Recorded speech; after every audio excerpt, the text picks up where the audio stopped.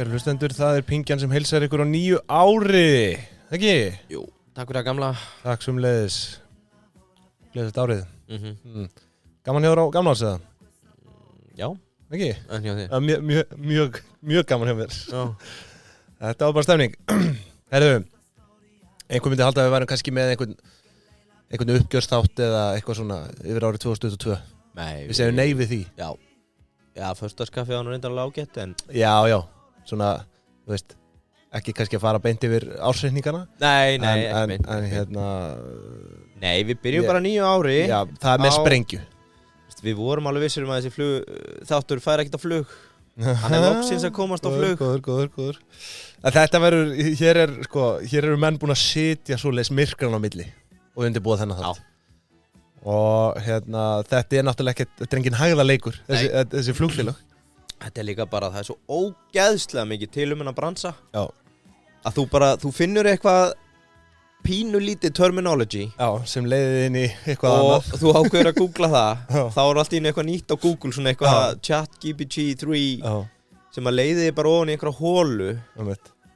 Og þú bara týnist. Já, þú veist, ég held að... Gleymið í researchi. Það örugglega að við náum ekki að kofera helmingina á þessum bransa. Þetta ógeðslega, þetta bara heavy bransi og bara flókin. Já. Rosalega flókið held ég að reka flugfélag, sko. Já.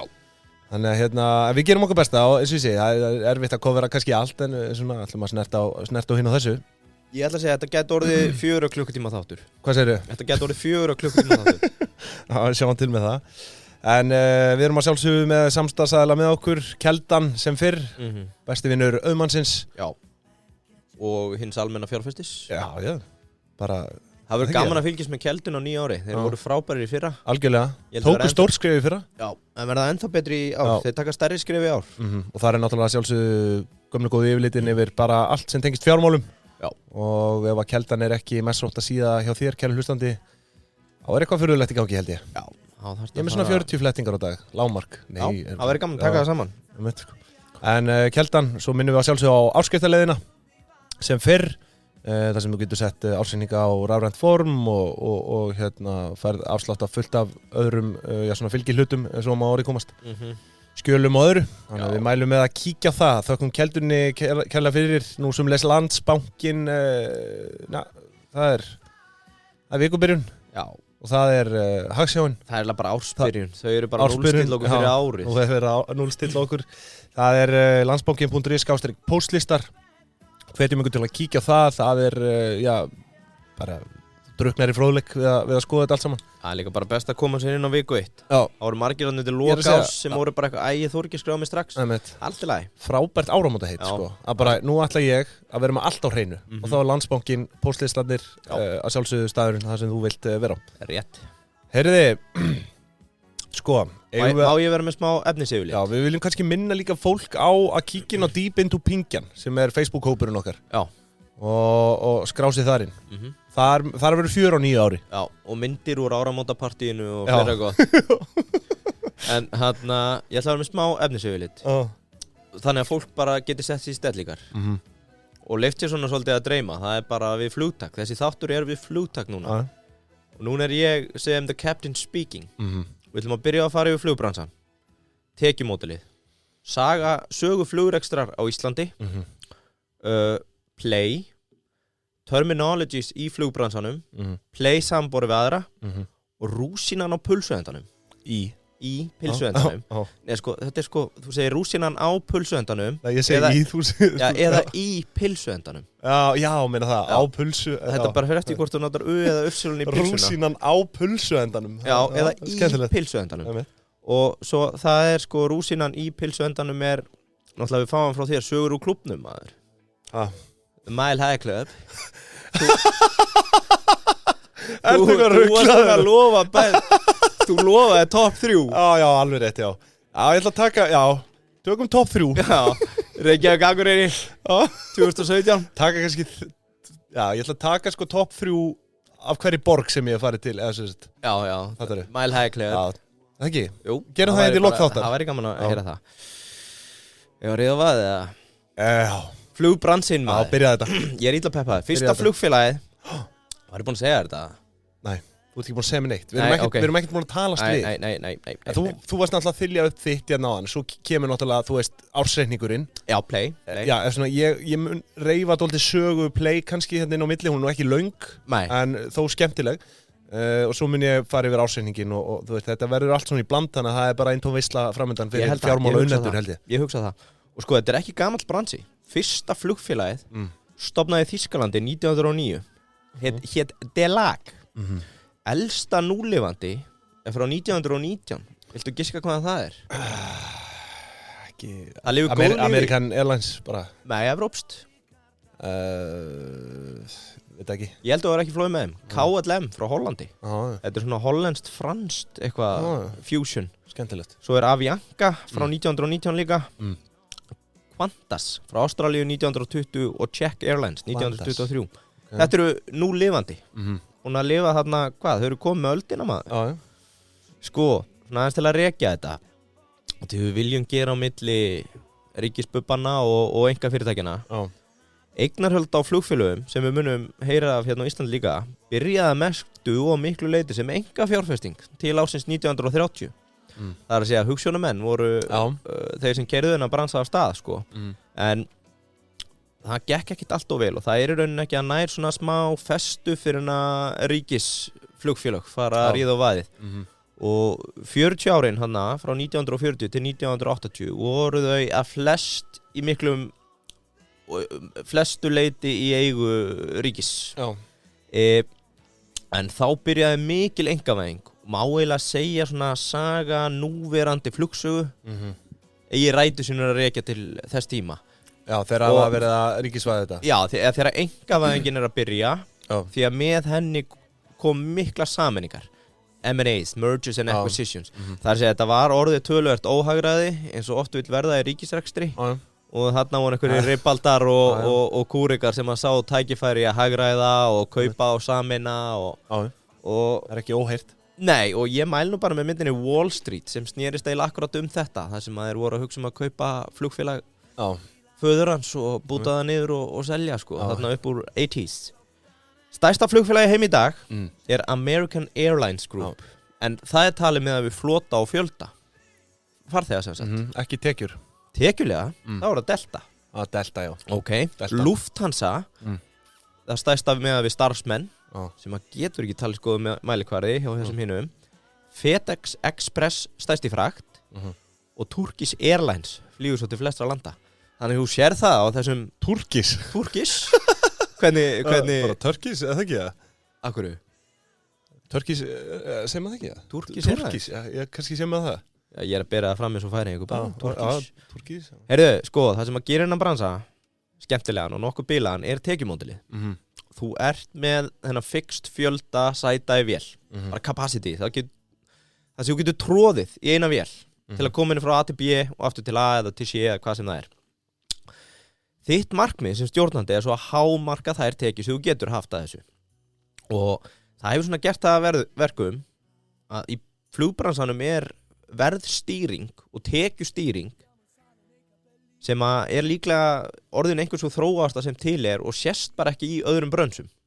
Er það að tengja? Já. Og það sem að hefur átt sér staðir, það er orðin ákveðin bestun á framboð og eftirspurn. Það er mismunandi tekjuhópar og svo framvegis. Og svo sjáum við það líka bara hvernig flugvélar eru bútaðar niður í mismunandi verðflokka. Sko, ég hugsa rétt orðið fyrir þetta sé bara dynamic pricing. Þú nú sem verkfræðingur ætti nú eitthvað að tengja við svona fiffir í Excel. En sko, það má segja það, verðið bara hækkar og lækkar innandags, millidaga, eftir vikum, í takt við eftirspurn, framboð, leit á heimasíðu, umferð á heimasíðu, cookies. Það er ekki séns að ætla að vera sniðugur í þessu. Nei, og ég meina að þetta fer í hringi það sem að þú segir, heyrðu, ef ég bóka fram í tíman, þá hérna fæ ég besta verðið. Svo minnir mig einhvern tímann hafa verið að koma þannig á þetta því að flugfélagin voru búin átt sig að heyrðu, það er allir að bóka snemma, verðið aðeins dýrara þá, þannig að þú ert að bóka á dýrara verði. Og þá byrjaði fólk að færa sér nær deginum og svo byrjaði að spæka út frá því. Og ég hef lent í, ég veit ekki hvort þú hef lent í, komin á flugsíðu, sér flug, til Egilsstað, 18:09. Heyrðu, ég bókið til kvöld. Kemur inn eftir klukktíma, 19:09. Ég lenti bara í þessum daginn, sko, og þá hækkaði heldur bara 18.000 flug til London, sko. Já, þá var ég í vinnu og var búin að ákveða að ég ætla að fara, komst ekki að þá og hugsa að ég bóka þetta í kvöld, þá hækkaði miðin 18.000 á meðan. Já, hugsaðir, og sko bara sturlun, sko. Þetta það sem ég segja, sko, að gera tekjumódeli sem bransa pínu bilað, því að þú myndir ekki sjá þetta neinstar, þú sér þetta ekki út í búð, að þú lappar inn í Krónun eða Bónus klukkan 4, þeir eru brjálað að gera. Mjólkin búin að hækka Mjólkin allt í 800 kall, sko. og já, bara hvað annað dæmi sem World Class mætti alveg vera með þetta. Heyrðu, það ætlar að koma milli 4 og 6, þá kostar það bara þeim meira, því að það allir þá. Þetta bara svona pjúra framboð eftirspurnar pæling, skilur. Já, og fleira, sko. Já, það náttúrulega. Og eitt persónulegt dæmi, ég hef aldrei lent í þessu hér á landi eða í Evrópu, en þegar ég bjó í Bandaríkjunum, þá lenti ég reglulega í þessu, að þú komin borðin í vél, og þá koma flugþjónar eða flugfreyjur eða hvað má kalla þau í dag, þjónustu fólk borð í flugvélum. Fluglíðar. Já, fluglíðar, ok. Það má ekki slauf okkur alveg strax. Og segir bara, heyrðu, vélin yfirborguð. Þú veist, einhver til að fá bara gjafabréf upp á 50 skall fyrir að taka næstu vél. Þeir eru alltaf að fljúga miklu oftar yfir daginn milli ákvæmna. Og maður fyrir svona að velta þessu fyrir sér, hvernig fjandanum geta yfirbókað vel? Það er ekki eins og að sé einhver síman heyrðu, ég var búin að selja. Tekjustýringin þarna þannig, þetta bara tölfræðilíkun. Sögulega sé, þá alltaf einhver x% sem cancelar með 100 sæti og bara sögulega á þessum tíma, heyrðu, það alltaf einhver tveir sem mun ekki mæta, ef ekki að taka smá auka cash og bóka 2 aukalega. Og þetta alltaf gert og út frá bara svona tölfræðinni. En ég velti fyrir mér, Íslendingar þá minna grimmir í þessu, eða getur verið að þetta sé ekki leyfilegt í Evrópu? Því að ég hef aldrei lent í þessu. Ég hef aldrei lent í þessu, en ég veit til þess að þau hafa rétt til að neyða einhvern bara út, ef enginn býður sig fram. En ég fyrir að velta þig fyrir mig núna með alltaf þess að auka fítusa, kaupa sætin og þannig. Hvernig hægt að yfirbóka það? Ef þú pantar eyrnamerki þér þitt sæti, svo sem ekkert allir sem að panta sæti sérstaklega. Nei, og mörg flugfélög eins og Southwest, þá ekki með sæti. Nei. Það bara fyrsturinn í vél og þú veist, ancillary revenue, aukatekjurnar ancillary, held ég þetta heiti. Það til dæmis bara, þú veist, þú fær ekki sæti, þú getur borgað aukalega fyrir að fá að fara fyrir inn í vél. Þá velur þau náttúrulega sæti. Sko, þetta tekjustýringin. Annað sem hefur látið reyna á all svakalega á síðustu árum, sem að þú myndir örugglega bara koma betur inn á heldur en ég ætla að gera. Það hvernig kostnaðurinn á þessi blessuðu flugfélög dreifist, sko. Það hann í vélunum. Það eru helviti dýrar. Það ekkert ódýr flugvél sem við erum að fljúga í. Nei. Blessunlega, við viljum nú þetta sé allt í toppstandi. B, starfsfólk og kjarasamningar, það kostar sitt. Ekki stærsti kostnaðarlegurinn samt. Aðföng eins og olía. Síðan að lokum. Þekkjum það nú. Sem að, bara milli mánaða og vikna Ég búið að vera bara hryllingur fyrir núna, skilur við. Að díla við, sko. Og við sjáum það bara eins og Play sem við erum að skoða í dag. Að þeir sitja þarna fram fjárfestakynningu fyrir hvað? Tæplega 1,5 ári síðan. Það sem að olíuverði var í, gott eða var ekki $600 á tunnan. Ég manna ekki nákvæmlega, sko. Megin þóra þessa árs, þá sé Vladimir Putin. Það var það bara búið að sleikja $1,200. Þetta búið tvöfalda kostnaðinn. Og þeirra áætlanir á ekki lengri tíma. Þannig að eins og þú segir, það örugglega oft nokkuð svefnlausa nætur að vera reka svona flugfélag. Og burst ég frá Play, allir Bogi ekki hróskilið. Hugsaðir þvælina sem að hann búinn að... Ég bara var að velta þessu fyrir mér í gær, bara viðtölin sem maðurinn búinn að þurfa að sækja. Það bara í hvert einasta skipti, bara örugglega hverja viku.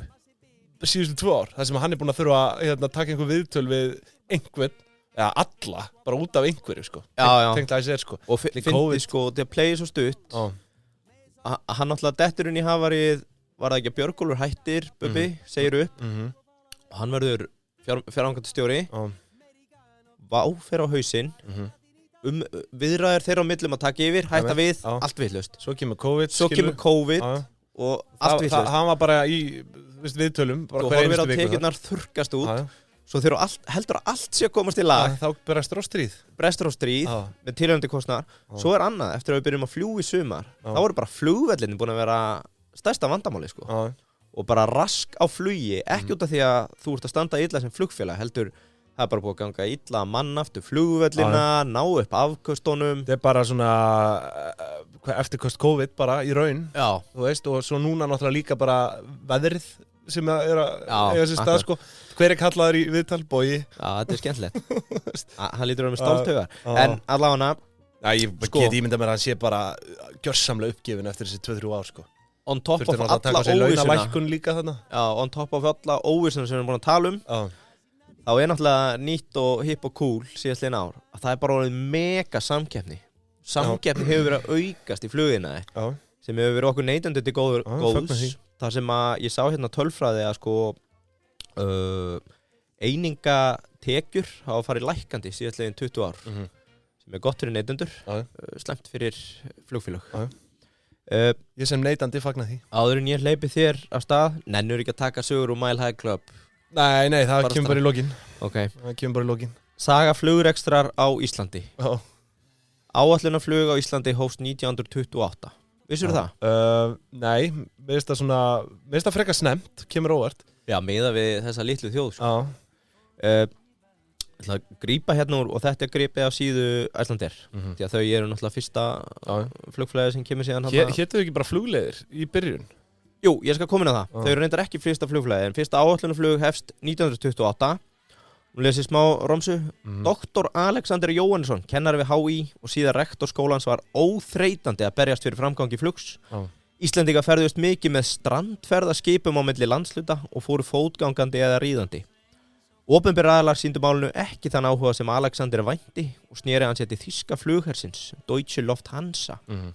Og með þeim árangri að félagið tók að sér að starfrækja á eiginkostnað reglubundi áætlunarflug á Íslandi sumarið 1928 undir merkjum Flugfélags Íslands. Íslensk stjórnvöld lögðu þó framtekinu lið í formi hlutafjár. Svo kemur hana, næstu 3 ár starfrækti félagið 1 og stundum 2 sjóflugvélar með flottholum bla bla bla bla. Flugfélagið fór í þrot 3 ára síðar árið 1931 og laðist flugstarfsemi niður nokkur ára skeið í kjölfarið.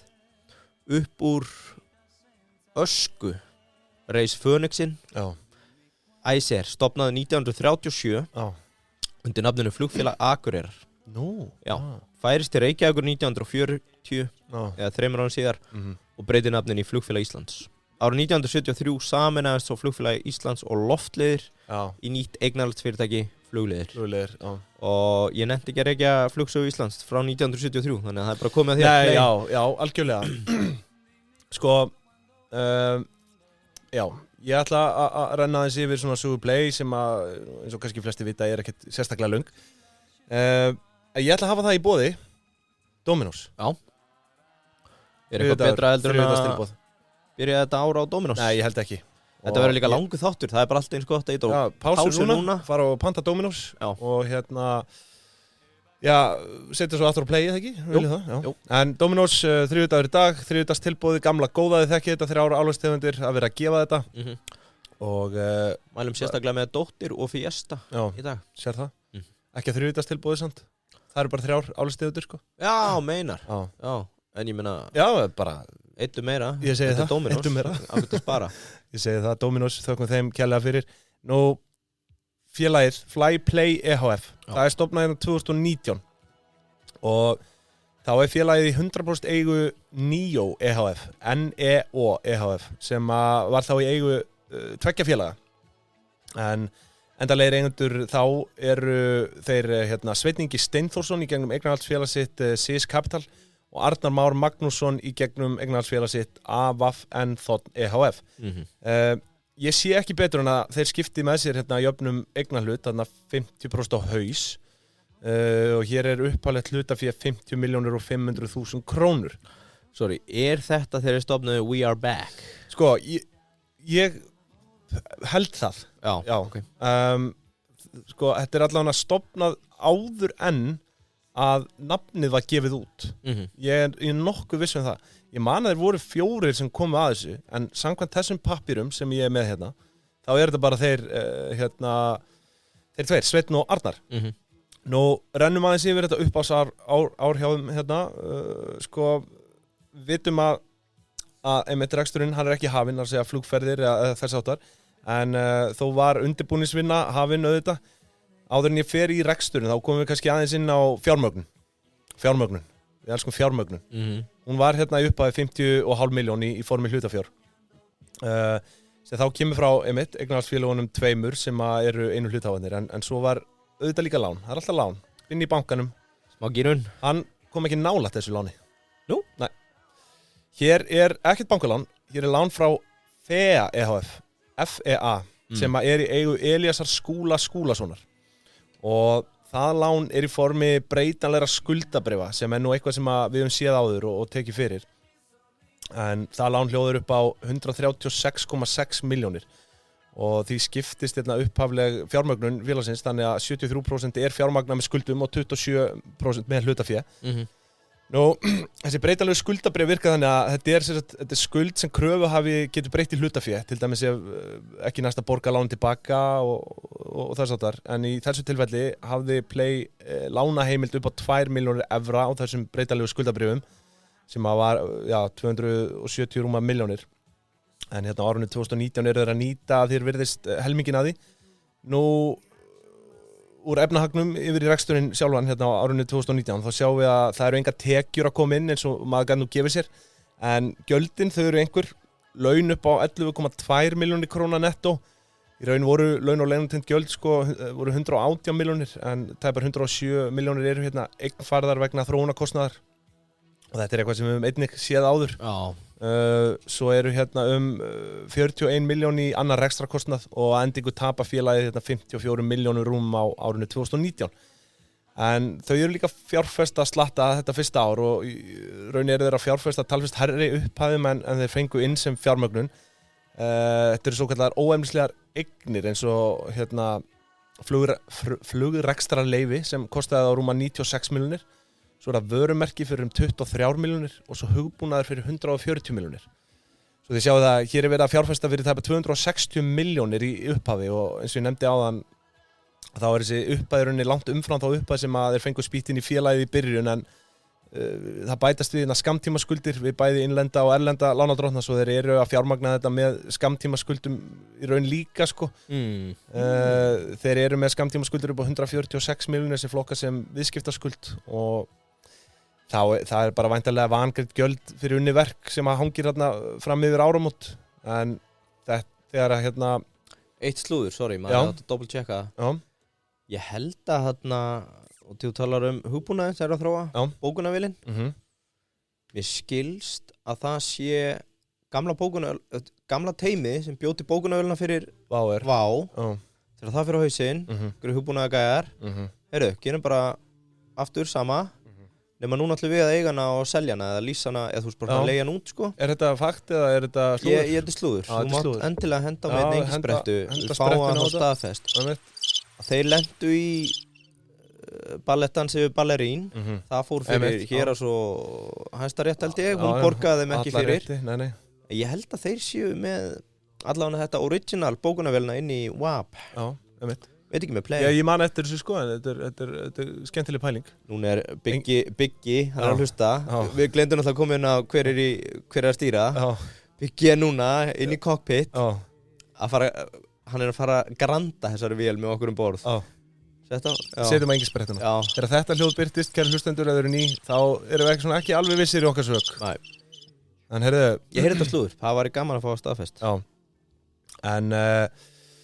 En já, bara þegar hér er komið í lok árs 2019 þá er þetta bara strax orðið nokkuð heavy eðlilega kannski en það er ekkert grína að koma flugfélag á fót en að því sögðu hefðu þeir sennilega ekki geta fengið verri fréttir í byrjun árs 2020 þegar kórónupattan fórast hjá þannig að það sem gerir svo fljótlega þetta 2020 í byrjun maí og bara til að gera langa sögu mjög stutta þá Elías Skúli nýtir þennan rétt sinn til að breyta skuldabréfinu í hlutafé og verður þar að leiðandi eini eigandi alls útgefins hlutafjárs að minnsta kosti í lok 2020 er hann skráður þannig því þýðir bara nú er hann eini eigandi félagsins í gegnum félagsitt FEA EHF Hann er heldur segur nú og eins og einhverju muna þá var hérna Jómfrúarflug Play í júní árið 2021 þannig að hér árið 2020 eru engar tekjur heldur að koma inn hér er bara verið að fjármagna útgjöld og fjárfestingar með lánum frá hluthöfum sem að er, eins og við segi, samkvæmt ársreikningi aðeins einn Bjargvættur sjálfur, Elías Skúli Skúlason Nú, þessi lán nema hérna 5,8 milljónum bandaríkjadollara á árinu og heildarskuldi við tengda aðila stendur um 7,2 milljónum dollara. Ég gluggaði viðtal við hann við viðskiptablaðið. Skúla? Já, þar sem að Elías Skúla, kallaði Skúla held ég bara. Já. Hérna, sá þetta viðtal við hann í viðskiptablaðið þar sem að kom fram að félagið var að brenna 50 milljónum króna í hverju mánuði. Þarna í rauninni heilt ár í fyrsta flug félagsins sko. Þetta hefur verið anskotið sárt í vaskið. Reksturinn 2020, hann endaði með 1,9 milljón dollara tapi og ekki króna komin inn í tekjur. Það var nokkuð mikið fjárfest hérna og sem fyrr í óefnislegum eignum viðbót upp á 2,2 milljónir dollara í flugrekstrarleyfi. Svo hérna 600.000 dollara í vörumerkið og 1,5 milljón dollara í hugbúnaðinn. Samtals eru þau að fjárfesta fyrir 4,2-4,3 milljónir dollara þetta árið, takk fyrir. Þú ert basically bara að rekja hvað kostar að stansetja þetta helviti. Já, ég er í raunar svona að renna yfir það. Já. Nú, þetta stoppkostnaðurinn. Svo er það stóra árið, 2021. Já. Miðju COVID-fárið þar sem við fara loksins í loftið. Og þarna er náttúrulega Birgir, framkvæmdastjóri, Birgir Jónsson. Já, býtu hver er það aftur? Já, hann hefur nú verið... Ættu þessu. Stressláturinn. Hann hefur nú... Það vita allir hvað Birgir. Já, hann hefur nú komið víða við í viðtölum líkt og Bogi undanfarið. Já, við coverum hann daginn, hann var í á póstunum. Já, en hérna, já, það búið að vera dálítið Birgir stemma hjá okkur. Já. En hérna, eins og ég segi, þetta ár 2021, þau fara náttúrulega í sitt viðsfræga hlutafjárútboð þetta í júní 2021, þar sem að það var sko 8-föld eftirspurn eftir bréfum í félaginu. Söfnuðum 35 milljón dollara sem að þá verði gengið voru 4 miljardar. Já, það var ekki meira. Nei, en það var ekki eina hlutafjárútboði sem Play fór í á því ári sko. Þau söfnuðu 47 milljónir dollara í útboði í apríl. Það var þar sem meðal annars stóðir hoppuð borð og einhverjir lífeyrissjóðir líka og þannig að eðlilega styrktu þessi hlutafjárútboð lausafjárstöðu félagsins bara til muna en hún var nú orðin vægast slæm þarna undir loka árs 2020 sem dæmi var veltufjárhlutfallið hjá þeim 0,03 sem held ég bara lægsta sem við höfum séð. Veitu hvað ætli Nings hafi ekki verið með verra? Nei, ég held meira að Nings hafi verið með betra á sín tíma. Er það? Já, ég var svona að velta þessu fyrir. Ég get alltaf flettið upp, sko. Nei, ekkert stress. Ég á þetta alltaf einhvers staðar, en ég held að þetta sé að versta sem við séð. En eins og hann segir, þú veist, þeir voru að brenna 50 milljónum á mánuði, voru, þú veist, bara engin lausafjárstaða þarna. En allavegna, svona til að renna yfir helstu stærðir í 2021 ársreikningum, þá eru tekjur að koma hér fyrst fram og telja þær 16,5 milljón dollara sem er í raun bara eingöngu frá 24. júní þegar við fóru í sitt fyrsta flug. Nú, gjöldin, þau eru þung þetta árið þar sem að aviation expenses sem er bara gjöld tengt fluginu er 18,3 milljónir dollara sem er bara eitt og sér hærra en tekjurnar sko. Já. Þá voru launin 8,6 milljónir dollara. Þau eru ekki inn í þessum aviation expenses. Svo önnur rekstragjöld 5,8 milljónir dollara, samtals 32,6 milljónir dollara sem að gefur neikvæða 16 miljón króna EBITu. Þannig að þetta fer ekkert sérlega vel á stað og þú veist, ég vil samt biðja fólk bara svona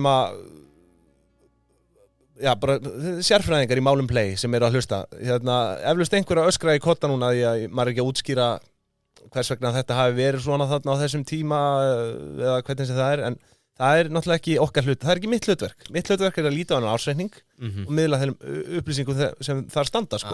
Akkurat. Ég geta menn afsaka sig á einn eða annan hátt sko, en staðreyndum, þeim er saman afsakanir, er það ekki? Jú. En þetta er bara, hér er bara neikvæða EBITDA, punktur. Og sko, árið 2021 endar í 22,5 miljón króna tapi, nei 25 miljón dollara tapi og uppsafna tap því orðið samtals 35 milljónir dollara. En þrátt fyrir það er auðvitað lausafjárstaðan ennþá sterk, liggja þarna á 52 milljónum dollara í handbæru fé sem var 6,5 milljarður króna með við uppgefið meðalgengi hérna á árinu 2021. Eru þarna með tæplega 1,9 í veltufjárhlutfall og efnahagsreikningurinn lítur allavega ágætlega út, 67% skuldastaða þarna Inn í efnahagsreikningnum eru svo kallar leigueignir eða right of use assets eins og það heitir á ensku og af því langstærstu hluti bara flugvélanda sjálfar sem þau að leigja en í lok árs eru þessar leigueignir metnar á $115 milljónir en Eigum við eitthvað að útskýra þetta? Hvað segirðu? Eigum við eitthvað að útskýra þetta? Já, ég kannski fer aðeins yfir það betur og eftir bara svona rétt aðeins að dreipa á því Ok. En þau eru þarna í lok árs með 3 Airbus A321 flugvélar samkvæmt heimasíðunni. Það var smá misræmi samt á milli ársreiknings og heimasíðunar en ég treysti samt þessari heimasíðu þar sem þau eru að rekja söguna. Er þetta á þessu ári 3 Airbus A321 flugvélar. Nú Eitt svolítið leiðilegt. Já. Við vitum ekkert flugvélar. Nei, ég bara það er eiginlega verst að vina þá að við vitum ekkert flugvélar.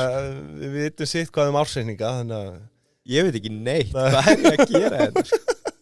En ég ætla ekki að drolla endalaust í fortíðinni heldur ætlum að kíkja bara á hvernig gekk hjá þeim í fyrra, þú veist, 2022. Ég hef ekki farið í sturtu síðan í fyrra. Kannski skrítið að segja þetta 3. janúar, eða ekki? Það eiginlega bara ógíslegt. Það náttúrulega 21. janúar í dag, sko. Það. Segir maður þetta ekki vel 1. janúar, svona eftir miðnætti. En allavega, þetta var vandrarlegt. Ég hef hérna mér til hals og traust, hvað ætlar að henda á núna? Takk fyrir. Ert þú ekki að fara að hita upp fyrir Jakob Birgis að komandi ári? Nei, ég held að ekki með þessari framistöðu held ég. Nei. En ég er hérna með árshlutareikning fyrir fyrstu 3 ársfjórðunga 2022. Það er að segja 1. janúar til 30. september. Og það er nú kannski skemmst frá því að segja að í lok tímabils þá voru hérna flugvélarnar orðnar 6 talsins. Þannig að sem sagt, eru þarna tvöfalda magnið milli ára, sem er vel. Akkurat. Nú, við ætlum að byrja á rekstrarreikning félagsins sem fyrr og við ætlum að hafa hann í boði Ísnik í dag. Það er value lén vikunar, kæru hlustendur. Leggjum við hlustir. Er tilbúin? Já. Aurin.is Aurin.is Já. Ég held en var ekki ef að hlustendur eru með Full FM þá verður þetta farið á morgun. Já. Og þetta er náttúrulega svona típist nafn sem þú myndir bara skýra barnið þitt. Já, ég skulum ekki segja það. Það er bara, þú veist, Aurin. Þetta er bara svo gott app eða eitthvað svona þannig. Já, meina þannig. Já, þetta er bara 100% þannig, sko. Þú getur líka átt 3 kategóriur og keypt Aurin, Saurin og Gaurin. Já, ég veit. Algjörlega, við hvetjum ykkur að sjálfsögðu auðvitað til að kíkja á isnik.is. Það leynast alltaf alveg aragrúa gómsendum lénum sem hægt verið að framselja senda mér. Já, og þetta er bara ráara. Já, og svo minnum við fólk á lén með íslensku stöfum. Guðanabænum, kaupið bæði sagt, erlendu stafina, þú veist bara í þessu tilfelli eins og stýrivextir, styrivextir.is. Kaupa svo líka stýri með í-inu.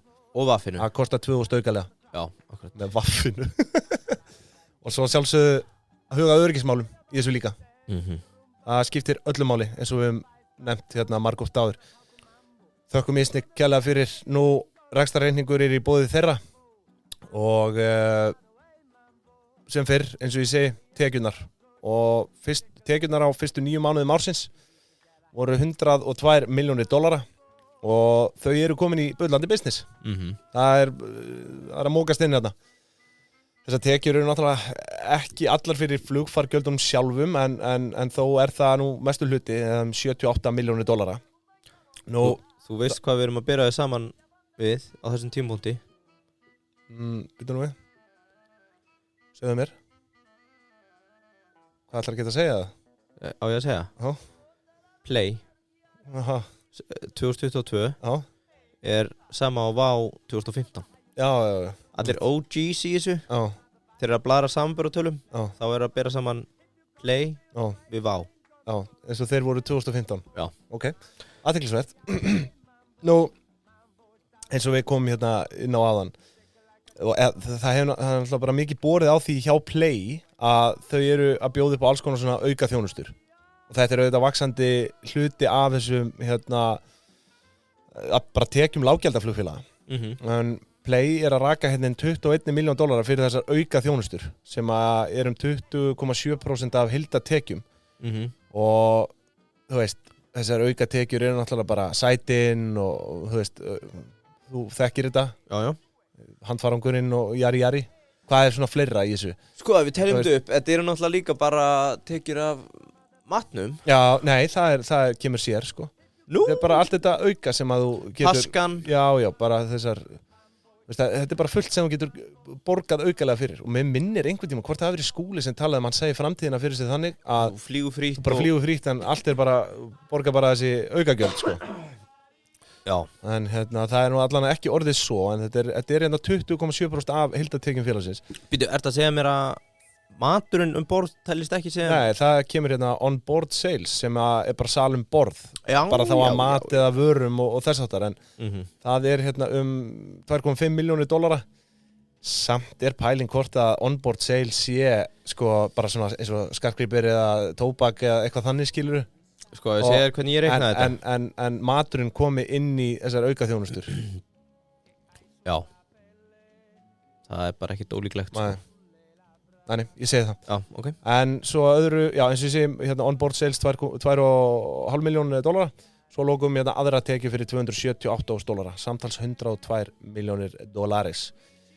Nú þetta auðvitað gríðarlega aukning á tekjum milli ára og kærkomið fyrir flugfélagið Rauða að komast loksins í bara eðlilegt rekstrarumhverfi. Þó ekki þið fullkomna rekstrarumhverfi. Ég myndi segja að þriðji ársfjórðungur hjá þeim hafi kannski verið fyrsti bara svona eðlilegi fjórðungurinn hjá félaginu. Þriðji núna? Já, þú veist, bara svona það sem ekkert að raska. Náttúrulega COVID, þú veist, var alveg í sumar ennþá sem í Evrópu, sko. Já, reyndar rétt. Og þó þetta sé kannski ekki alveg komið í eðlilegt format á Q3, en þá þetta svona allavega eðlilegasti fjórðungurinn hjá þeim, þarna Q3. En sko af þessum 102 miljón dollara tekjum á fyrstu 9 mánuðum ársins kom tæpur helmingur þess að þriðja ársfjórðungi 59,9 milljónir dollara. Það annað inn í þessu, hvað þetta árstíðabundið? Já. Túrisminn maður? Já, en þú veist, eins og ég segi, Q1 var bara lamaður, Q2, sko, ég kem bara inn á þetta, en þetta sko, þeir að vaksa 84% frá öðrum ársfjórðungi, þessar tekjurnar. Það kemur fram í ársreikningum að farþegafjöldin sé búin að aukast á milli ársfjórðunga. Fyrsti ársfjórðungur voru 56.000 farþegar, öðrum ársfjórðungi 182.000 og 311.000 í þeim þriðja. Það 550.000 farþegar, en þau að búast við alltaf 800.000 farþegum út árið 2022 og það náttúrulega ekki komið uppgjör fyrir það, þannig að við komumst að því. Nei, ég með ég fann líklega síðustu tölu fyrir nóvember, þá var year to date talaðira, loknóf komin í 714.000. Já. Þannig að, hvað sagði þú? 800? 800.000 var, já, þurfa að ná 95.000 í DS. Nei, 85.000. 85, til þess að ná 800. Já. Þá byggi bara að fara skál í sjampo og slást á skrifstofunni, sko. Bara takk einhvern í markastildur og buffar hans. Bara henda appelsín í kottaður og fá sér rauðinsetik. Herru, sko, svo það náttúrulega kostnaðarverð seldra vara. Nú það eitthvað bad boy version í þér hérna inn á nýja ári, sko. Já, það. Appelsín í kottaður. Balsar hérna inn, nú segir ég sögur að Mile High Club og hvernig maður gerir þetta. Nýtt árnýr maður. Svo bara byggilaður undir grun hérna. Nei, en herðu, það ekkert svona eiginlegt kostnaðarverð seldra vara í þessu. Heldur bara, skulum bara fara beint í gjöld og fyrst það svo kallað aviation expenses. Þú ert semst ekki með álagningu fyrir okkur? Nei, þú veist, það ekkert Nei, hvað áttu þá við? Bara framlegð. Framlegðin í ákvæð, þannig, þú veist, ef þú tekur... Ég held kannski að fólk sem fljúum með budunni myndi fá eitthvað fyrir peningin að hlusta á hana þátt. Byrjum á gjöldunum. Þetta er náttúrulega, eins og ég segi, aviation expenses, þetta bara gjöld fyrir flugreksturinn. Flugrekstrar gjöld, mögulega. Og kannski hægt að kalla þetta bara kostnaðarverð seldra þjónustu á einhverju liti, ég veit ekki. Nú, þau gjöld gera hérna 78,2 milljónir dollara og við sjáum að það lægra heldur en tekjurnar, ólíkt því sem það var 2021. Já. En undir þessu aviation expenses eru stærðir eins og eldsneyti, losunarheimildir, aircraft handling, landing and communication og eitthvað svona viðhald og fleira. Nú, losunarheimildir, það eitthvað sem við þekkjum. Já, þetta og ég bara bið fyrir þeim Já. Því að þeir þurfa að kaupa þær núna fyrir 30. apríl á þessu ári. Það náttúrulega ákveðið bara áhætta í þessum flugrekstri núna. Það ekki bara olíuverðið, þetta bara ákveðin tegund af ráfuru. Kolefniseiningar sem þarf að kaupa til að jafna kolefni sem blæst út úr flugi. Já, fyrir hvað þetta ekki bara flugkilometer innan Evrópu? Þetta mun náttúrulega öllum líkindur leiða til bara verðhækkan á flugi. Já, það verður mjög áhugavert að sjá litið yfir árið. Og því að þau eru náttúrulega ekki búin að kaupa þessar ETS-einingar núna fyrir árið. Þau munu þurfa að gera það fyrir apríl. Að taka í hlutfalli við olíukostnað. Hvað þetta orðið stór stærð. Þetta ekki 1%, sko. Þetta gæti orðið 10% af olíunni, sko. Og þetta hér, sko, í rauninni ef ég svona glugga aðeins í þetta. Þá þetta, sko, sama fyrir Icer, sama fyrir kaupskipin. Það bara alltaf að fara að hækka. Út af þessu græna kolefnisköttu. Eins og staðan núna eru ETS-einingarnar meira en 10% af eldsneyti. Ég fekk mér að segja inside scoop. Eldsneyti eru $44 milljónir á meðan að ETS-einingarnar eru $4,6 milljónir. Já, ég fekk inside scoop frá ónefndum aðila að þegar þú ert að bóka flug í dag þá býðst þér að kolumsjafna flugið sjálfur. Ég heyrði. Það náttúrulega bara það sem við köllum svona voluntary í dag. Já, en tökum við hérna tvennt. Þannig Evrópusambandið að neyða kostnað inn á flugfélög sem með að fleyta út í verðlag. Svo erum við með allt góða fólki sem að fara að fljúga og því býðst að gera þetta sjálfviljugt. Ég heyrði það undir 3% sem fljúi gerir þetta. Gerir þetta? Já. Ég hefði örgulega, þú veist, þegar þú segir 3%, ég hefði alltaf giskað örgulega bara að læra. Já, þú veist, það var bara verið að leggja áherslu á það bara. Þetta verður bara skattlagning. Já, þú veist. Það eru fleiri, hvað eru margir sem fljúga á Íslandi? Málið er voðalega falleg hugsun, en þetta kerfi bara þannig eitthvað, nei, ég tek ekki þátt í þessu, skilur. Þetta bara, við höfum rætt þetta áður. Nei, ég held að séu bara... Systemið og hafarið í kringum þessar ETS-einingar og þetta bull. Ég sko líka bara í kringum mikið af þeim blabbermouths sem tala fyrir umhverfisbreytingum og öðru, þegar kemur að því að þau eru sjálfa að fljúga, hvort þau ætla að kolefnisjafna sig. Nei. Það margt í þessu. Smá rant. Já, smá rant, smá töð, við höfum gaman að því. Já, en, sko, Guð blessi play þegar kemur að kaupa ETS-einingar. Já.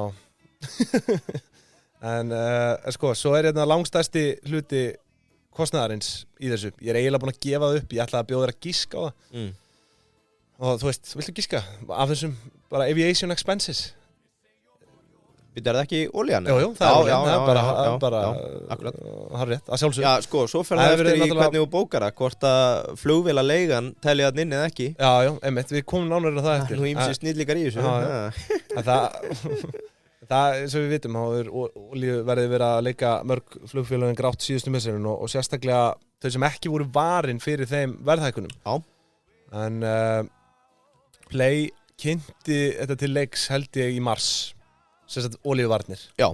Höfðu ekki verið varin fram að því. Nei.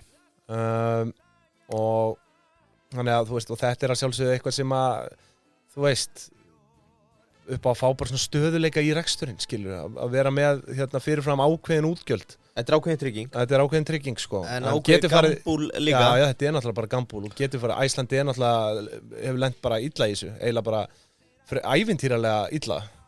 Já. Svona síðustu ár, það hefur nú eitthvað skánað en ég ekki með gögnin fyrir fram, en maður man eftir maður var að skoða gröf það sem að þeir bara bókstælega hittu alltaf á öfugt við það sem að gerðist. Já, sko. Það alveg fáránlegt, sko. Við getum til dæmis sagt að verið gott að vera ekki í vörnum meðan olían gekk niður hérna no DS. En svo ég með, sko, það eitt sem að má gefa kredit í þessu að langbesti fjölmiðill á Íslandi til að kynna sér eitthvað flugrekstur Touristi.is. Já, ég teki eftir því, sko. Þetta algjörlega galið hvað Kristján, ritstjóri, liggur yfir þessum flugbransa, sko. Og út til að tala eldsneytisvarnirnar, þá var hann með mjög áhugaverðar tölur úr uppgjörunum, sko. Og Play á tímabilinu Sefti-No var vari fyrir 10% á notkunni á $1,100 tonnið. Á sama tíma, reyndar júlí til Seft, þá var ICR vari á 935. Já. Þannig að þarna sérðu fyrir 18% sinni notkun að þeir að spara sér dollara, þetta dollara ekki, það stendur hérna krónur dollarar, þannig að Kristján, rýðið aðeins í gangi. Já, mætti laga þetta, en þetta eru $935. Þannig að, þú veist, sko, já, en svo á tonni, þetta er rottalegur sparnaður. En svo Play varið bara hluta til, þau eru með þannig hedging strategi að Æsir líka, það er bara 18%. Já, það kemur hérna fyrir 30% af til 1-3 mánaða og 15% af 4-6 mánaða. Hjá Æsir? Play, já, akkurat. Og hérna, en já, við ætlum ekki að drepa hlustendur endalaust með því. Þetta er bara eitthvað sem við mælum með að gera, held ég bara. Norwegian, þeir eru með nýbyrjaðir og þeir eru að taka 5%. Þannig ímyndaði strategíuna sem er í gangi og hvað þarf í rauninni að vera lungin að ná að mastera þennan leik. Já, þetta er ákveðin bestuna formúla, skilurðu, í þessu. Var það ekki líka þannig að hluti af uppgangi Vá var að þeir létu þetta algjörlega í friði? Já, ég minni það.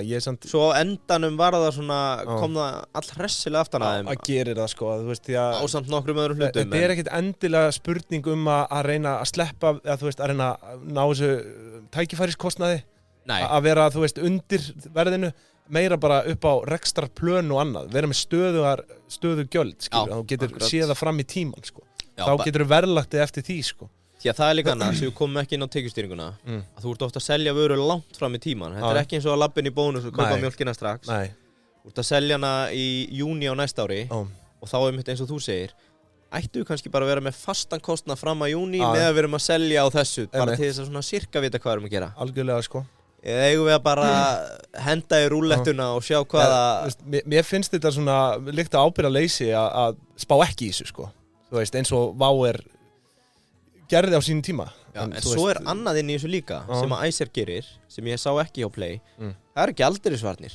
Já. Það er að díla við fokkin krónuna í ofanálag. Svo er það líka. En vissulega sko, ég veit til þess að Play meiri hluti tekna ennþá íslensku krónum hjá þeim. Já. Þannig að þau eru kannski ekki eins berskjöldu fyrir þessu eins og Æsir. Ég hef nú haldið að þau varu með talsveit lítið hlutfall bara í íslensku krónum, sko. Já. Ég þekki það samt ekki. Þetta gæti orðið mín versta samlíking. Engi spretta. Gæti orðið mín versta samlíking. En sko það er svona, ef við tökum hundalíkinguna, þá er eins og hverjum einasta degi Bogi með þessa tvíbura Siams hunda, gjaldurinn, íslenska gjaldurinn og olíuna. Og þetta eru bara geðsjúklingar sem ekki talandi, alltaf á leiðinni í sikkur áttina og þú veist aldrei hvað er í gangi. Þetta er martrú og nú koma ETS-einingarnar inn í þetta líka sem að flökta bara eins og jójó. Bara enn eitt æxlega og svo hunda. Þetta er komið Getur þú að klippa þetta út, þetta er ógeðsli samlíking. En þetta er bara, hvað er þetta að díla við? Þetta er svo hundurinn Harry Potter með 3 höfuð, sko, þetta er alveg ferlegt. Það er alltaf besta líking. Sá sem að lága þarna á hleranum. Já, akkurat. Það er ETS-einingarnar, oljan og íslenska krónan. Ég meina dollarinn allt í 143. Já, þetta er alveg ferlegt, sko. Já. En eins og sé, flugrekstrargjöld samtals $78,2 milljónir. Nú, því næst eru það laun og launatengt gjöld sem að telja $18 milljónir. Af því er þetta 14,3 milljónir í hrein laun. En hjá Play störfuðu 318 starfsmenn að meðaltali í fullu starfi og 239 heilsársstörf ef við sem sagt með við 9 mánuði yfirfærum yfir í það. Það getur því tæpa $5,000 haus sem að sem sagt bara að meðaltali á mánuði sem eru 715.000 krónur á núverandi gengi sem er bara mjög gott, það er bara bærilegt. Svo sem ekki rétti metrikinn að vera miða við kannski gengi í dag þar sem að krónan er búin að sveiflast gagnvart dollara alveg slatta á árinu eins og þú segir annar haus á skepnunni. Já. Nú þetta er ekki Siams týpur af hundar sem er eitthvað geðveikir, þetta er bara þessi skepnaður Harry Potter. Já. Sko, Harry fór einu sinni gegnum hennan hlera þarna til að komast í lokin á fyrstu bókinni. Bogi er á hverjum einasta degi að díla við hennan hund. Ég segi það, sko. Þetta er alveg eins og hann sé ekki ferlega. Og þvælan í kringum hann. Ron og Hermione hérna gaggandi allan daginn og svo að takast á við hundin. Hvernig er að reka þetta? Ég segi það, sko. Já, og Biggi. Svo er hérna bara, já, hvað segir maður, bara, já, annar ekstra kostnaður $9,4 milljónir. Nú, þá er það, já, og þú veist, undir það er þetta bara markaðskostnaður, lögfræðikostnaður og eitthvað svona. Og nú, já, þá eru bara gjöldin upptalin og telja $105 milljónir 105,6 og sem gefur okkur neikvæð EBITDA upp á 3,6 milljónir dollara. En það ber þó að taka það fram að EBITDA á þriðja ársfjórðungi einum og sér, hún var jákvæð sinni með 10,6 milljónum. Og ég sé ekki betur en að það sé fyrsta jákvæða EBITDA sem sagt á ársfjórðungi sem að eru þetta mikið fagnaðarefni. Nú, EBITDAn, við tölum EBITDAR hérna áðan. Viljum við aðeins dreipa á því? Sko, já, hvað aðeins að láta reyna á þetta? Já, er það ekki eitthvað sem við myndum kalla kannski meira viðeigandi stærð heldur en EBITDA hjá flugfélögum? Ég veit það ekki. Nei, ég er eiginlega ekki sammála, sko. Nei. Sko, ég fekk frá einu kunnáttum manni að þetta er eitthvað sem OG flugrekstramenn gúttir ekki. Þeir tölum tískubylgju lágkosta trúðana. Play er ekki í EBITDAR og váfa með þetta. Norwegian hefur verið með þetta, það er vonlaust að finna út EBITDArna hjá þeim, sko. Við ættum að útskýra á mannamáli, kallið minn. Er verið að kokka bækurnar hjá Norwegian? Já, getur verið. Sko, til að styðja mig mann og reyna að skilja þetta og ráðfæri ég mig, þú veist, það er ekki sjens að ná í prónend viðurkenndra bókara. Nei. Hún er búin að vera sko á einhverju strolli síðan á Þorlák. Það er bara, ég er farin að kaupa síðustu gjafirnar og þau eru ekki ennþá mætt heim, sko. Þannig að ég ráðfæri mig við blindan bókara. Og ég ætlaði nú svona að djóki í honum að segja, haltu leiði blindan.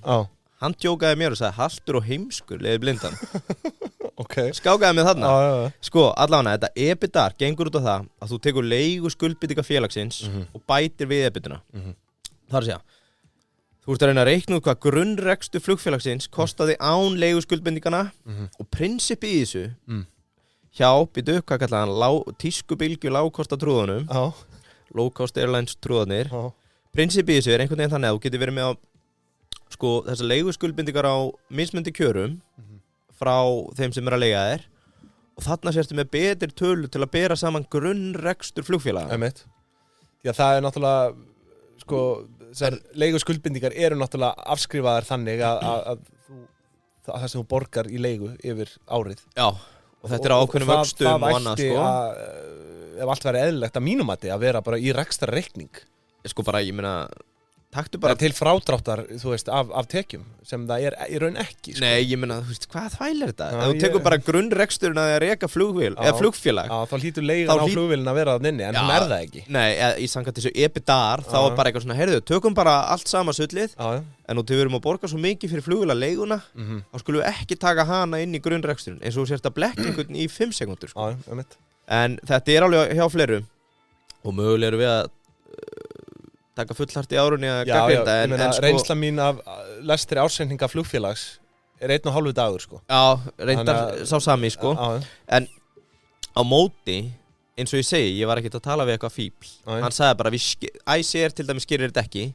Viðkomandi hefur skoðað ýmis flugrekstur og sagði þetta er bara einhver tískubylgja.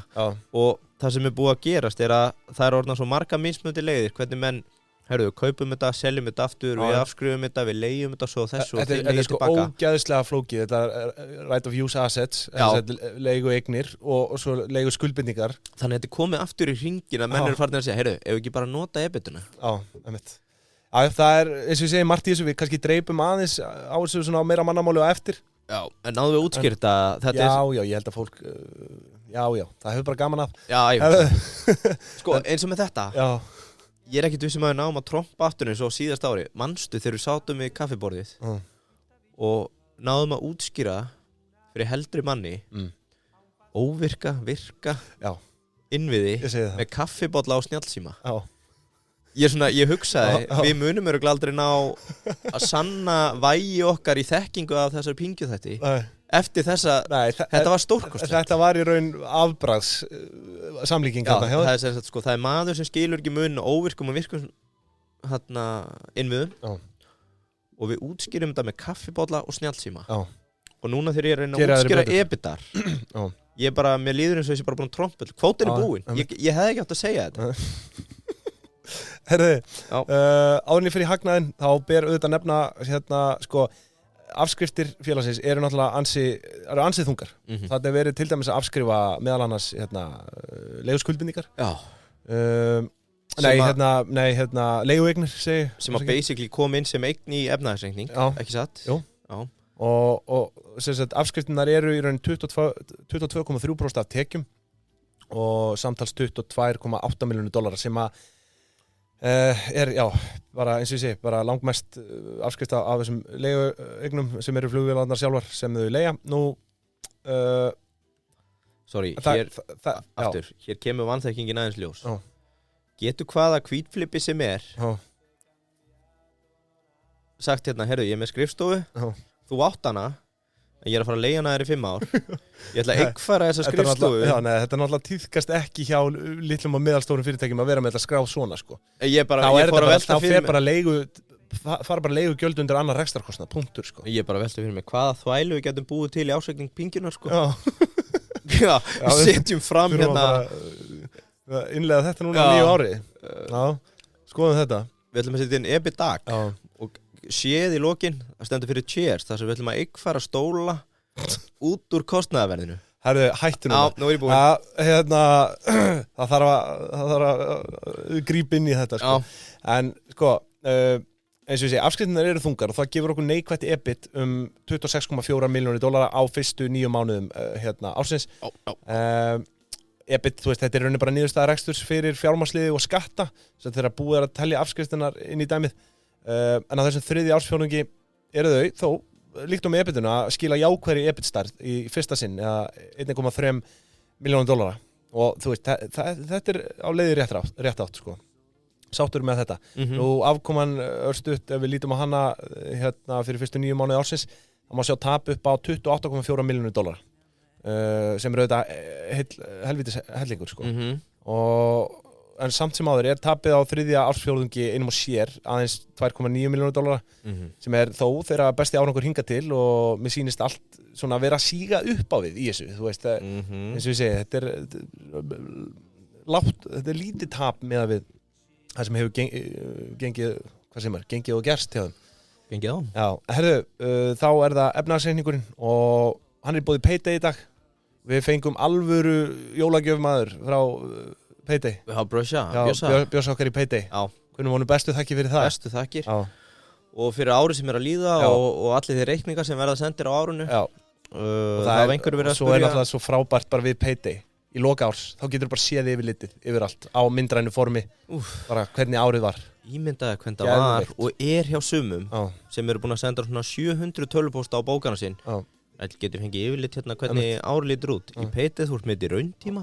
Farið bara. Ef þú skottast til að allavega skráta rétt og svona inn. Þú ert í allt annari stöðu heldur en kannski 50% af fíblónu sem þú ert í samkeppni við. Já, eins og ég segi, þetta er bara eina reikningasystemi sem make a sense fyrir mér, sko. Rafnir reikningar, bókhald. Kíkið inn á Payday, bara ef þið eruð í einhvers konar business í guðan á bænum. Ef þú ættir að setja þér 1 áramótahitt, þá er það að byrja í Payday á þessu ári. Sammála því. Herðu, og þá byrjum við á eignum og skulum sjá hvernig þær skiptast hérna. Þær skiptast auðvitað í fasta fjármuni og veltufjármuni.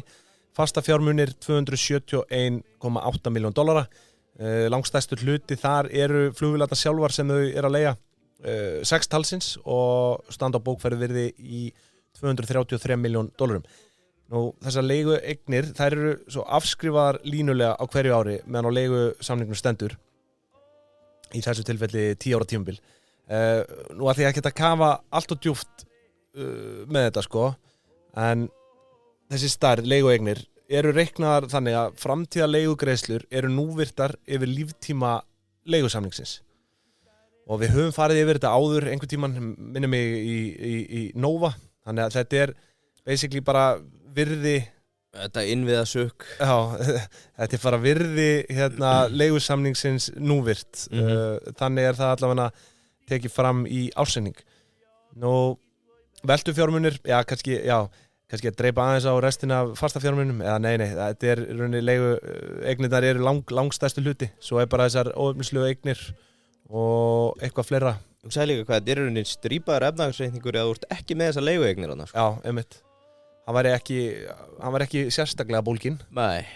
En veltufjármunir eru 55,8 milljónir dollara. Þar leikur handbært félagslegt hlutverk fyrir 23,5 milljónir dollara.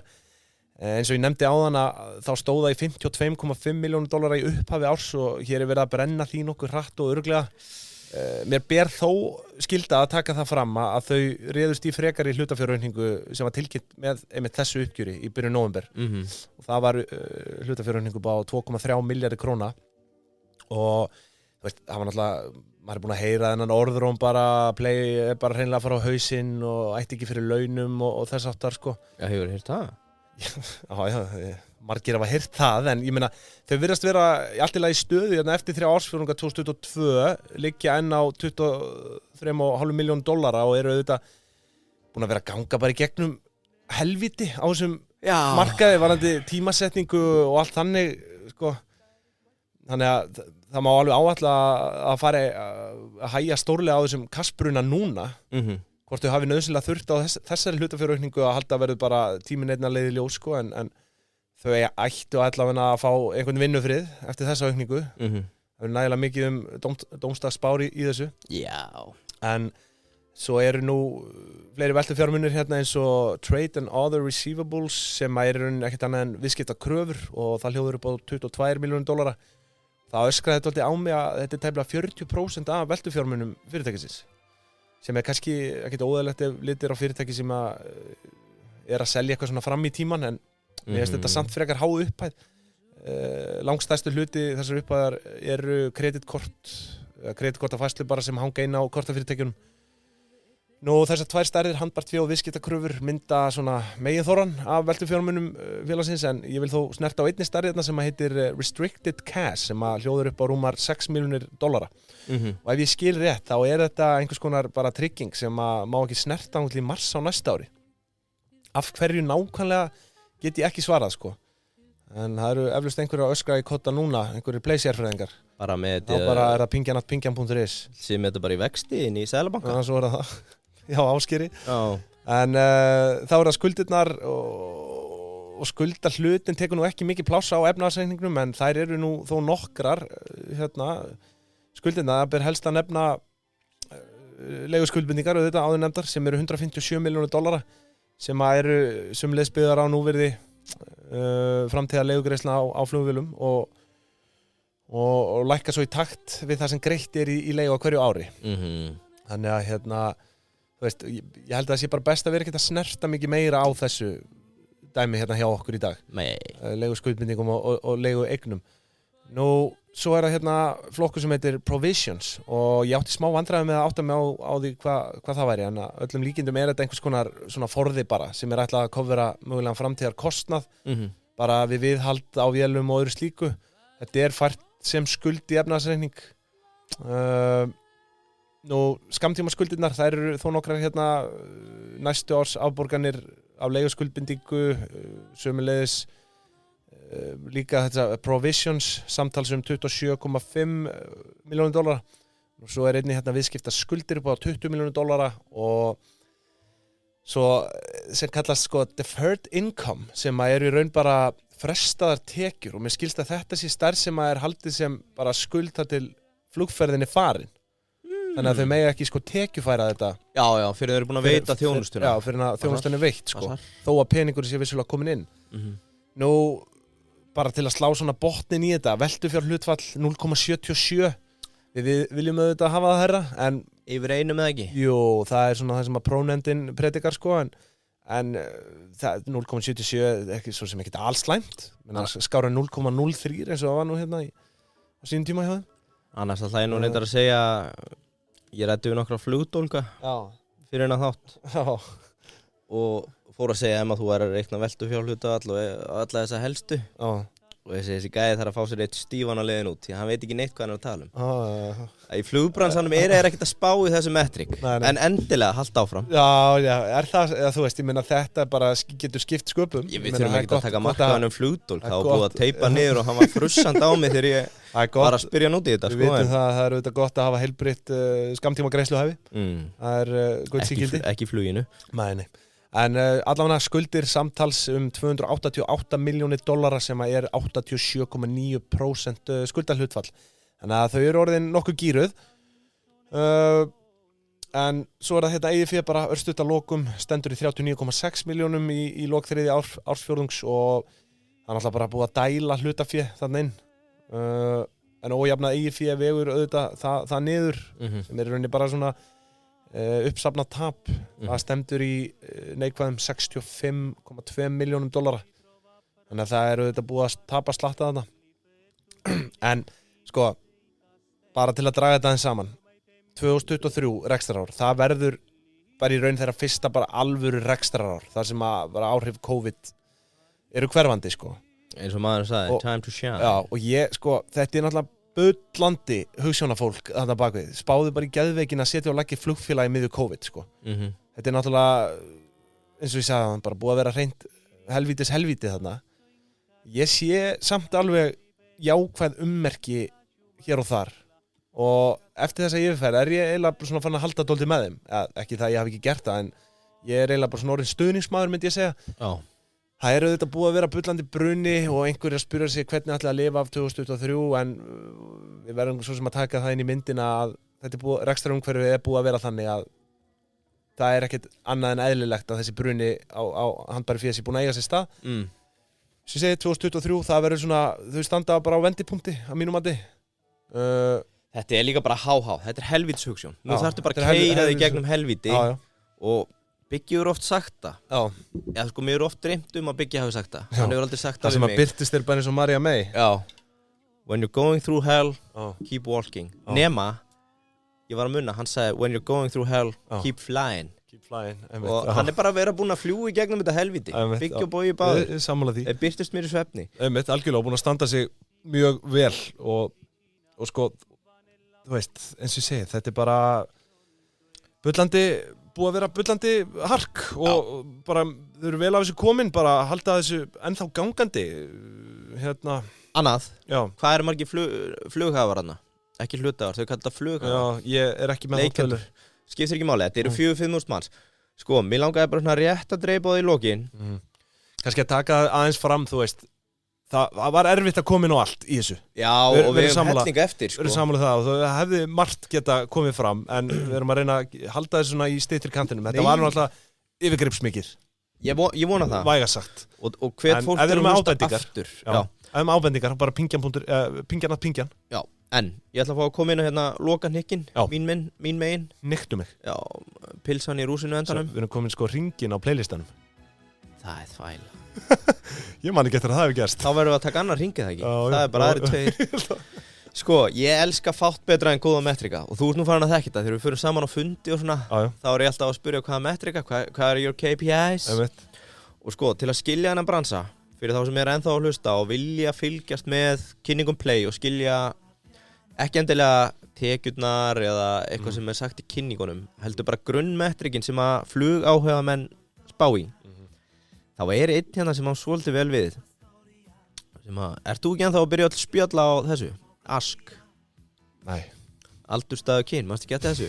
Nei Ekki? Nei Ask Hvað, var þetta eitthvað á yrkinu? Já, þetta var gamla dag og hendur bara strax Ask Nei, þetta var ekkert á MSN, þetta var örugglega á yrkinu Já, ég er að segja það Ég byrja á MSN sko Yrkið er fyrir minn tíma Já, það er auðvitað rétt Maður var náttúrulega ekki að adda einhverju píu á MSN og spurja svo hvaða kynu væri Kannski í dag en ekki þá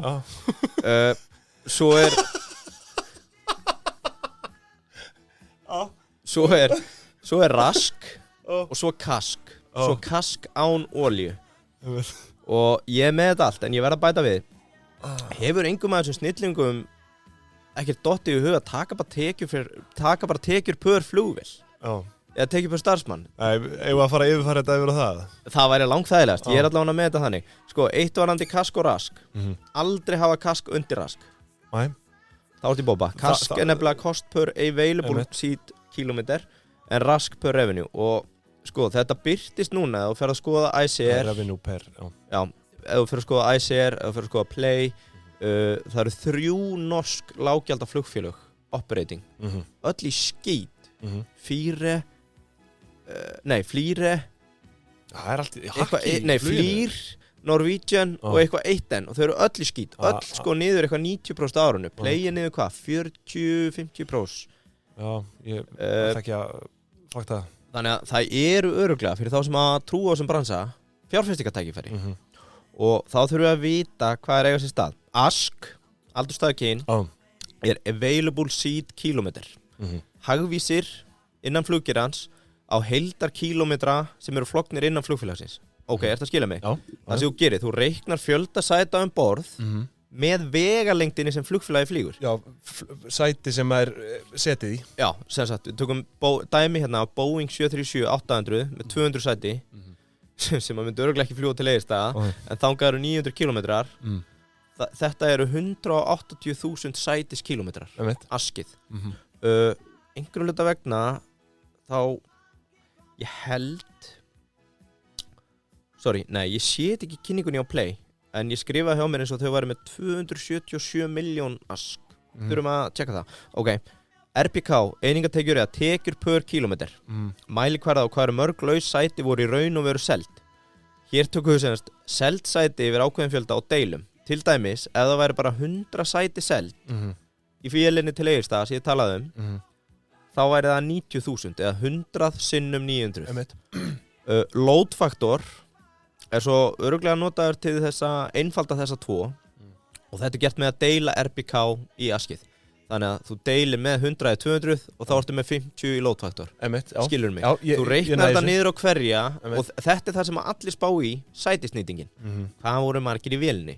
Og ég ætla ekki að nefna neinn nöfn en núna, þetta head to head, Play og ICR.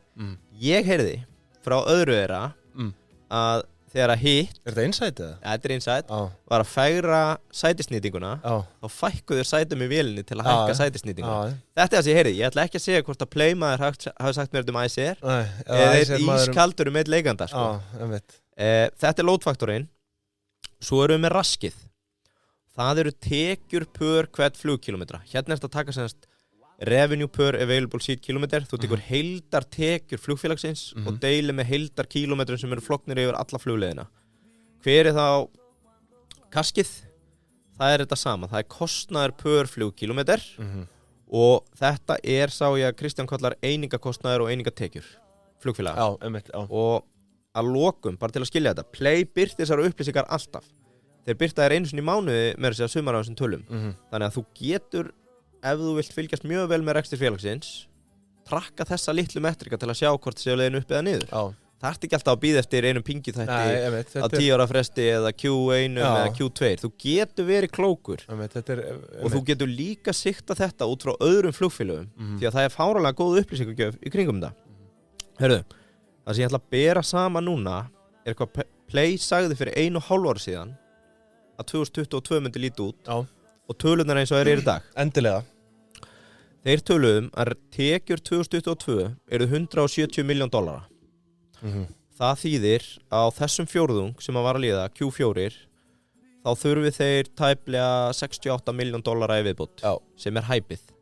Ég held, sem hæpið, því að ég sá í spánni í Q3 að þeir var að gera ráð fyrir $164 million. Ekki svo slæmt. En þá eftir að koma í ljós hvernig það gengur. EBITDA. Þeir gera ráð fyrir jákvæðri EBITDA upp á $28 million. Það smá yfirskott. Smá yfirskott sko. Þeir gera ráð fyrir EBIT yrði jákvætt $11 million. Þeir þurfa að ná 10 miljón í EBIT á þessum fjórðung til að ná þeirri tölu og EBIT prósentinu hérna 6,4%. Allt í góðu með það. Þeir sita hérna að rask í US centum. Þetta sett fram í centum. Sorry, þeir þurfa náttúrulega miklu meir en 10 miljóna aukningu í EBIT. Neikvæða 26. Já, auðvitað. Þeir voru bara með 1/4, 1,3. Vá, skarplega athugað. Þannig að þeir þurfa þá hvað? Tæplega 30 eitthvað til að vega upp. Nei, 40. Nei, 50. Það bara eitthvað í kringum 35 cirka. En sko, þeir að gera negla tekjurnar. Reksturinn ekki alveg að fylgja. Mögulega það olían. Ef við tökum hérna raskið, revenue, sem þeir aukna fyrir hvern ask hérna, available seat kilometers, þá að gera ráð fyrir 5,5 centum. Rauntala 5,6. Kílómetra. Þeir ná betra. Heldur en þeir ætluðu sér. Kaskið hins vegar 5,5. Þeir gera ráð fyrir að þeir væru með 4,3 í kask, ex-fuel.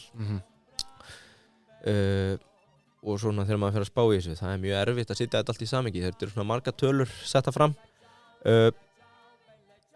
Load-faktor, varstu með hann?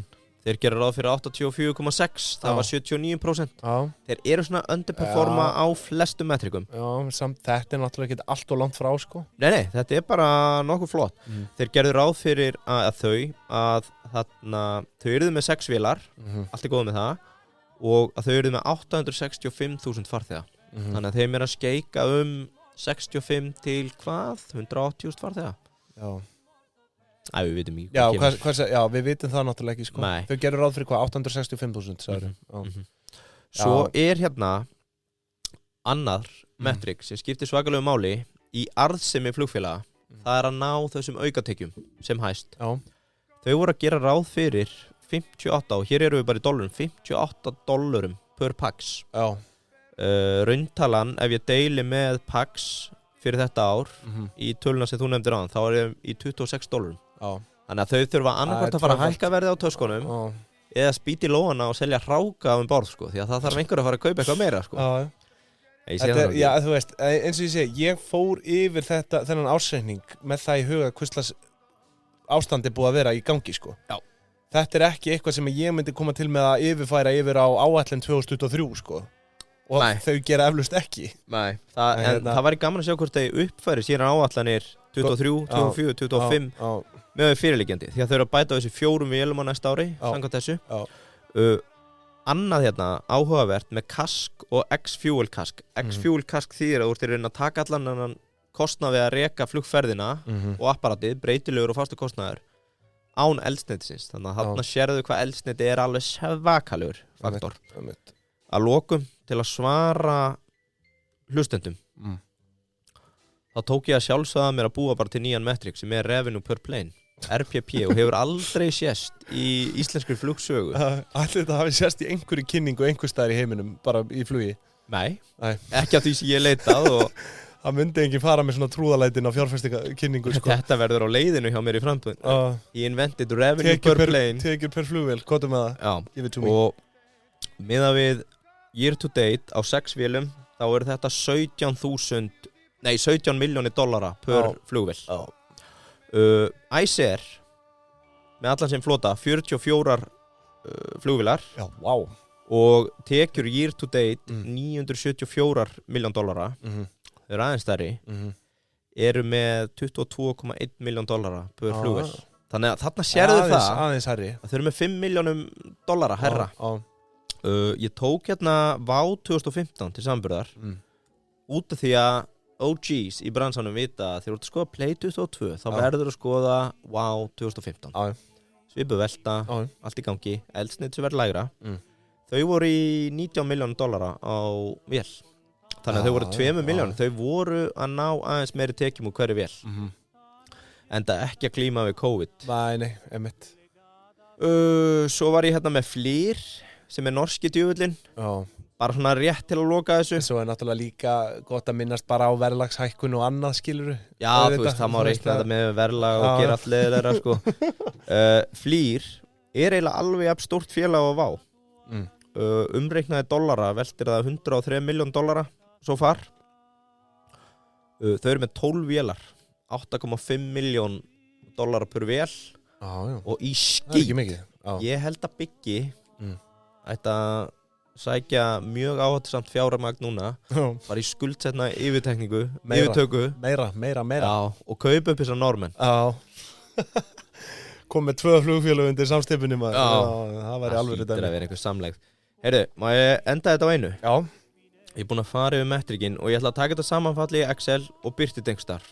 Ég hef ekki fundið þetta neins staðar á íslensku og ég held að fólk myndi vilja sjá þetta með dæmum. Bara til að reikna. Bara ekki spurning. Sko, ég fann grein frá McKinsey. Bara svo fólk læri eitthvað sem í flugrekstri. Títtnefndum. Já, sem að heitir 6 leyndamál fyrir arðbær flugfélög. Og þetta 2 ára gömul grein sem að tók, held ég bara, stöði á öllum flugfélögum, skráðum flugfélögum í heiminum. Þetta ekki 2 ára gömul grein, þetta 6 mánaða gömul grein. Jaha. Og birti 6 leyndamál. Og ég ætla svona að reyna að dreipa á þessu. Að leyndamál nummer 1, og hérna náttúrulega vankunnátta okkar með flugvélar.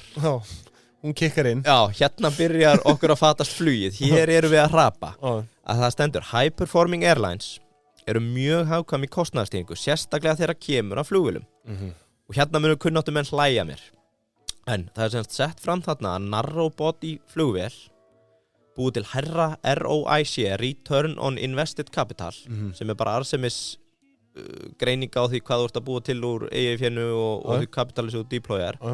Ok, narrow body flugvél býr til hærra Return on Invested Capital en wide body flugvél út af kostnaði og notkun. Býtu með mér. Já. Þeir vilja meina að til dæmis Boeing 737-800, nú eru kunnáttumenn sáttir, sé 3-4 sinnum ódýrari en wide body flugvél eins og 777-300ER-vélin. Og það af því að narrow body á styttri flugum og getur flogið 5-6 flug á dag á meðan að wide body 1-2. Og ein ástæðan fyrir ég held að Ísland muni aldrei tikka í þetta box út af því að við höfum ekki þennan distance í vegalengdum að geta flogið. Þú veist, ef þú ert að fljúga Dallas Austin, Georgia Birmingham, Atlanta Birmingham, þú veist þessar litlu stuttu vegalengdir í Bandaríkjunum, þú nærð að fullnýta vélina yfir daginn, svona. En við erum föst í þessu langflugi og við náum ekki að uppfylla þetta leyndarmál. Þetta vesinni við að vera eigi á miðju Ballarhafi, sko. Já, leyndarmál 2 og nú verði fljótari. Því átti mjög erfitt með að útskýra þetta. Ég veit ekki hvað narrow body flugvél eða wide body. En ég skil prinsipið að þú vilt ná nýtingunni út af því að þær eru eiginlega alveg að dýrar inn í efnahagnum. Að fyrirtæki á það sem kallaður hægumarkaður standa sér betur en félög á hröðum og vaxandi markaði. Ég held að þetta sé svolítið fallacy sem Íslandi búið að upplifa að þegar þú ert á boringmarkaði sem búin að vera lengi að fljúga á milli sömu borgaða, sömu hluta og þetta er svona nokkuð stabílt þá er ekkert nýtt og spennandi og það er ekki sama samkeppni. Það sýnir sig að þeir eru með stöti þarna frá Asíu að þegar ákveðnir staðir í Asíu voru að byrja að vera spennandi þá stórjókst samkeppnin samanborið þegar Ísland byrjaði að vera spennandi þá vildu allir fara að fljúga til Íslands, það vilja allir stofna flugfélag, það vilja allir taka þátt í hafarínu. Bad for business. Svo hérna nokkuð leiðileg leyndarmál gefa viðskiptunum kost og fjölbreytni í gegnum ancillary revenue. Og hér segir, flugfélög sem ná meðaltali $20 í aukatekjur úr hverjum kúnna eru með 8,2% ROIC að meðaltali á meðan flugfélög með minna en $5 eru með 5% stöðum minna. Þannig að þetta hefur helviti mikið að segja með heildararðsemi. Þetta er áhugavert, sko. Þetta er líka frá McKinsey. Þótt að þú sért hérna með apa heila að reyna að þýða þetta og koma eins í skilning þá meikar þetta fullkomið. Já, mér finnst það áhugavert að heyra líka bara þessa framsetningu, sko. Return on... Já, þú veist, bara þessi hlutföll, sko. Já, yfir 20, en sko undir 5, ef þú ert undir 5 þá ertu bara ekkert spá í þessu. Ég velti fyrir mér sko hvort að matur sé inn í þessu eða ekki, sko. Já, það væri alveg gaman að fá það á hvort að þessi on board sale, sko. Þetta er pæling. Já, svo voru hérna 3, 4 og 6, þau voru ekki skemmtileg. Það var hérna, eru frábæri vinnustæðir, þú ert með fólki peppað, allir vilja gera betur, þú næri frekari hagkvæmni, bla bla. Orðspor og á ná hérna skera af einhvern veginn í markaðskostnaði. Gamla góða orðsporið. Já, og þriðja networkið, að þú veist, því stærri sem þú ert, því betri ert að ná að þjónusta ákveðna flugleiðir, þannig að þú nærið meira úr hverjum kunna. Og það voru leyndamál 4, 5 og 6. Bogi eða Biggi, þið geta heyrt í mér eða vilja fá þessa grein.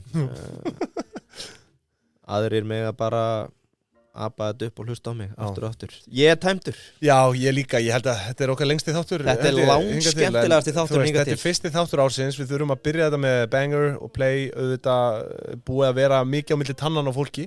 Já.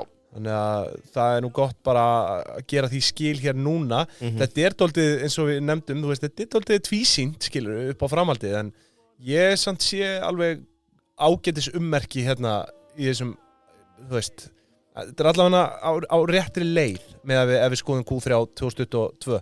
Klálega, og fyrir þá sem hafa áhuga á þessum bransa, farið að skoða þessar tölur og spekuleira í þessu. Það er örugglega þetta búið til. Ef þú getur lesið þennan ársreikning, þá getur þú lesið á alla.